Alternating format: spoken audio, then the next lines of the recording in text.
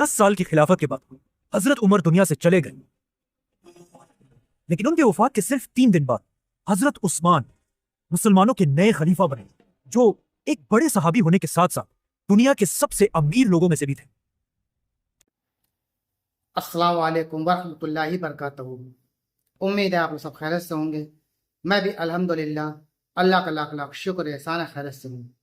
आज इंशाअल्लाह जिस वीडियो रिएक्शन देने आ रहे हैं द कोहिस्तानी इनके चैनल का नाम है और इनके चैनल का लिंक मैं डिस्क्रिप्शन बॉक्स में दे दूँगा।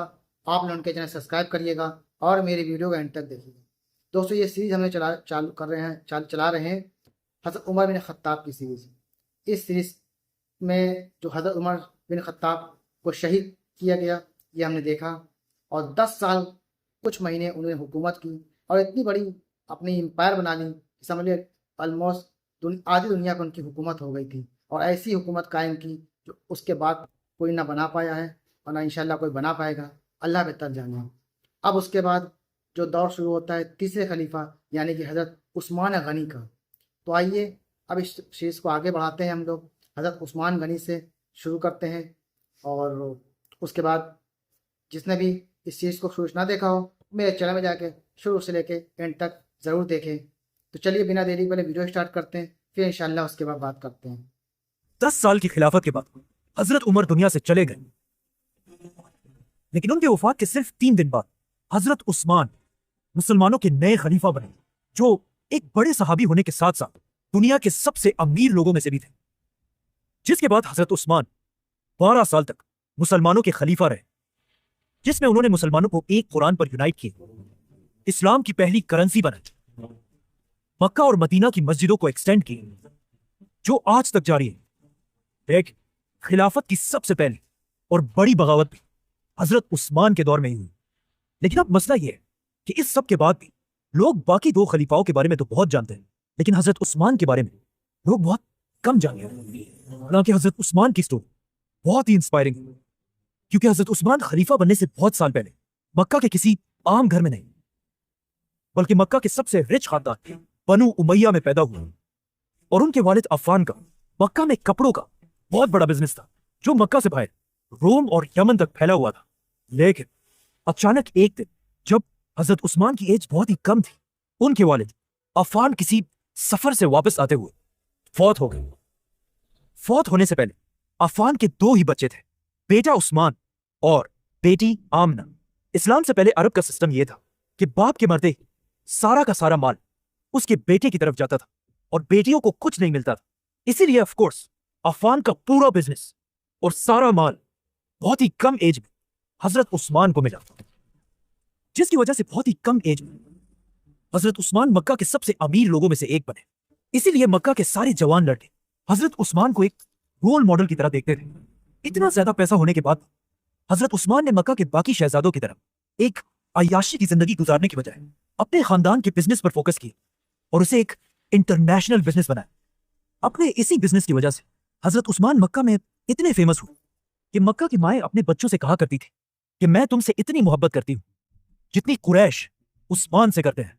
अब जब हजरत उस्मान मक्का में अपने कपड़ों का बिजनेस कर रहे थे, वहां एट द सेम टाइम एक दूसरे आदमी का बिजनेस बहुत तेजी से आगे बढ़ रहा था, हजरत अबू बकर रज़ियल्लाहु अन्हु।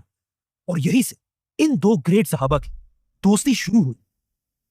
नाउ जब हजरत उस्मान का बिजनेस मक्का में अपनी पीक पर था, एग्जैक्ट उसी टाइम मक्का के गार में रसूलुल्लाह सल्लल्लाहु अलैहि वसल्लम पर पहली वही नाजिल हुई। आप सल्लल्लाहु अलैहि वसल्लम के घर वालों के बाद सबसे पहले इस्लाम अबू बकर रज़ियल्लाहु अन्हु ने कबूल किया, और इस्लाम कबूल करते वो सीधा अपने दोस्त उस्मान रज़ियल्लाहु अन्हु के पास गए और उन्हें भी इस्लाम की तरफ लेकर आए। हजरत उस्मान, जिन्हें मक्का के जवान अपना रोल मॉडल समझते थे, उनका इस्लाम कबूल करना पूरे मक्का और स्पेशली उनके खानदान बनु उमैया के लिए एक बहुत बड़ा धचका था, क्योंकि हजरत उस्मान के बाद सबको इस बात का पता था कि अब मुसलमानों को पैसों की ज्यादा कमी नहीं होगी, क्योंकि हजरत उस्मान बनु उमैया के पहले और अकेले शख्स थे जिन्होंने अपने खानदान के खिलाफ जाकर इस्लाम कबूल किया था। जब आप सल्लल्लाहु अलैहि वसल्लम मक्का में लोगों को इस्लाम की तरफ बुलाने लगे, तो पहले पहले लोगों का ख्याल था कि मोहम्मद सल्लल्लाहु अलैहि वसल्लम ये सब कुछ सिर्फ अपने खानदान बनु हाशिम को प्रमोट करने के लिए कर रहे हैं, इसीलिए लोग इस्लाम को सिर्फ एक कबीले का रिलीजन समझते थे। लेकिन अचानक एक दिन कुरान की एक सूरत नाजिल हुई, सूरह मसद, जिसमें अल्लाह ने मक्का के सारे लोगों को छोड़कर आप सल्लल्लाहु अलैहि वसल्लम के चचा अबू लहब और उसकी बीवी के लिए बहुत ही सख्त अल्फाज यूज किए, ताकि इन आयतों की वजह से सबको पता चल जाए कि इस्लाम किसी खानदान के लिए नहीं बल्कि पूरी दुनिया के लिए है। लेकिन अब मसला यह था, जिस चचा के बारे में कुरान की ये आयत नाजिल हुई उसी के दो बेटों के साथ आप सल्लल्लाहु अलैहि वसल्लम की दो बेटियों का निकाह हो चुका था। तो अब जब इन आयत का आप सल्लल्लाहु अलैहि वसल्लम के चाचा अबू लहब और उसकी बीवी को पता चला तो उन्हें बहुत गुस्सा आया और उन्होंने आप सल्लल्लाहु अलैहि वसल्लम से बदला लेने के लिए अपने बेटों को हुक्म दिया कि वो आप सल्लल्लाहु अलैहि वसल्लम की बेटियों को तलाक दे दें।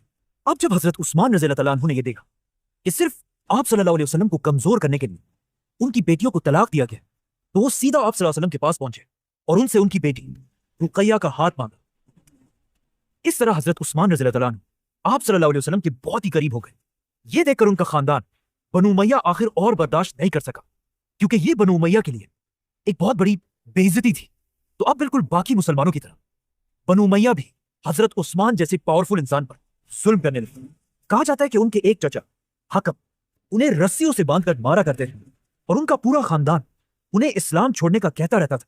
लेकिन हजरत उस्मान इस सब के बाद भी अपने खानदान के खिलाफ जाकर आप सल्लल्लाहु अलैहि वसल्लम के साथ खड़े रहे। इसके कुछ ही अरसे बाद मक्का में आखिर एक ऐसा टाइम आया कि अब कुछ मुसलमान अब और यहां नहीं रह सकते थे, क्योंकि अब मक्का वालों ने मक्का के दो मुसलमानों को शहीद कर दिया था। तो रसूलुल्लाह सल्लल्लाहु अलैहि वसल्लम ने इन मुसलमानों को हुक्म दिया कि वो अरब को छोड़कर हबशा की तरफ हिजरत करें, जहां एक नेक बादशाह उनकी जरूर मदद करेगा।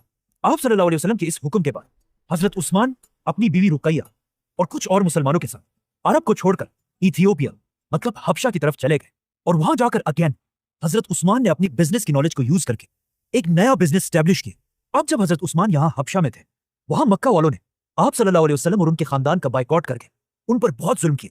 लेकिन हजरत उस्मान मक्का से बहुत दूर होने की वजह से आप सल्लल्लाहु अलैहि वसल्लम की मदद नहीं कर सके। 4 साल हबशा में गुजारने के बाद अचानक हबशा में एक अफवाह फैली कि मक्का के सारे लोग इस्लाम कबूल कर चुके हैं। ये सुनकर हजरत उस्मान और बाकी मुसलमान हबशा छोड़कर वापस मक्का की तरफ आए। लेकिन यहां आकर उन्होंने देखा कि यह सब कुछ बिल्कुल झूठ था। लेकिन अब मक्का से वापस हबशा जाने की बजाय रसूलुल्लाह सल्लल्लाहु अलैहि वसल्लम ने मुसलमानों को मदीना की तरफ हिजरत करने का हुक्म दिया। अब मदीना मक्का से बिल्कुल ऑपोजिट एक बहुत ही गरीब इलाका था और वहां पर मुसलमानों के हालात इतने खराब थे कि उन्हें पीने के लिए पानी भी अवेलेबल नहीं था। यह देखकर रसूलुल्लाह सल्लल्लाहु अलैहि वसल्लम ने मदीना के सारे मुसलमानों को जमा किया और उनसे कहा कि जो भी मुसलमान उस यहूदी से यह कुआं बेर रोमा खरीद कर मुसलमानों के लिए खोल देगा, उसकी जगह जन्नत में होगी। अब मदीना में ऑफकोर्स कोई भी ऐसा नहीं था जो इतने सख्त हालात में इस कुएं को अफोर्ड कर सकता हो, लेकिन सिर्फ एक शख्स ऐसा था जिसका बिजनेस शाम, यमन और अब हबशा तक फैला हुआ था, हजरत उस्मान। हजरत उस्मान सीधा उस यहूदी के पास गए, लेकिन उस यहूदी ने कहा कि मैं ये कुआं नहीं बेचना चाहता, क्योंकि इस कुएं के पानी पर उसने टैक्स लगाया था और इस पानी को बहुत महंगा बेचता था। तो हजरत उस्मान ने इस यहूदी के साथ एक डील की और उससे आधा कुआं खरीदा। मतलब एक दिन ये कुआं हजरत उस्मान का होगा और एक दिन यहूदी का। उस यहूदी ने यह ऑफर खुशी से एक्सेप्ट कर लिया, लेकिन कुछ दिनों बाद उसे पता चल गया कि यह उसने बहुत बड़ी गलती की है, क्योंकि जिस दिन यह कुआं हजरत उस्मान के पास होता था उस दिन मदीना के सारे लोग आकर इस कुएं से पानी भरकर ले जाते थे और अगले दिन यहूदी के पास कोई भी पानी लेने के लिए नहीं आता था। मतलब इस कुएं से यहूदी की कमाई बिल्कुल खत्म हो चुकी थी। तो इस यहूदी ने हजरत उस्मान के पास आकर मजबूरन उन्हें सारा कुआं बेच दिया और इस तरह हजरत उस्मान ने 20,000 दरहम में यह कुआं खरीद कर मुसलमानों के लिए डोनेट कर दिया। यह हजरत उस्मान की इतनी बड़ी डोनेशन थी कि इसे आज तक पूरी दुनिया याद करती है, क्योंकि यह कुआं और इसके पास जमीन आज तक हजरत उस्मान के नाम पर सऊदी अरब में रजिस्टर्ड है। और इस कुएं और इसके आसपास जमीन से जितनी इनकम आती है उससे हजरत उस्मान के नाम पर मदीना में एक बहुत बड़ा होटल बनाया गया है। यह होटल हर साल हजरत उस्मान के नाम पर 50 मिलियन रियाल कमाता है, 5 करोड़ रियाल, जो ऑलमोस्ट 400 करोड़ रुपए बनते हैं, जिसे पूरा का पूरा गरीबों में तकसीम कर दिया जाता है। मतलब हजरत उस्मान वाहिद सहाबी हैं जिनके नाम से आज तक अल्लाह की राह में करोड़ों दिए जाते हैं। तो दोस्तों, ये था हमारा एक्शन जो आपने देखा। हज़रत उमर इब्न खत्ताब की जो सीरीज थी दोस्तों, जिसे हमने बताया आपको शुरू में ही कि उनको 10 साल कुछ महीने खिलाफत रही और उसके बाद अल्लाह को प्यारे हो गए। उसके बाद तीसरे खलीफा बने हज़रत उस्मान गनी। अब ये उनकी सीरीज़ समझ ली चालू है एक तरीके से। तो उस सीरीज़ को ये देखा आपने, मुकम्मल किया है। अब इंशाल्लाह चाहते इसके नेक्स्ट पार्ट में आपसे मुलाकात करेंगे। वीडियो अच्छी लगी हो तो इसको शेयर कीजिएगा, लाइक कीजिएगा। तो मिलेंगे शायद नेक्स्ट वीडियो में, तब तक के लिए अस्सलाम वालेकुम वरहमतुल्लाहि वबरकातुहू।